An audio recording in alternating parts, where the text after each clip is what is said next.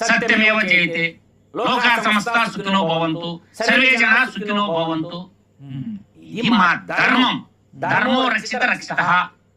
ఇది మాకు చెప్పింది ధర్మం. మా పెద్దలు మాకు నేర్పించింది. జైనులు పుట్టినా మా హిందూ మతంలో నుంచి పుట్టారు, బుద్ధులు పుట్టినా హిందూ మతంలో నుంచి పుట్టారు, సిక్కులు పుట్టినా హిందూ మతంలో నుంచి పుట్టారు, లింగాయతులు పుట్టినా హిందూ మతంలో నుంచి పుట్టారు. ఎన్నో మతాలకి పుట్టినిల్లు నా భారతదేశం, నా అఖండ భారతదేశం. భారతమాత జోలికి వస్తే మాత్రం ఊరుకునే ప్రసక్తే లేదు. అసలు హిందూ బంధువుల జోలికి రావద్దు. ఇక నుంచి శర్మిల గారు, నీ మనసు తేలిపోయింది. నువ్వు పొరపాటును కూడా హిందువుల ఇళ్ళకు బాబాకు, హిందూ గ్రామాలకు రాబాకు.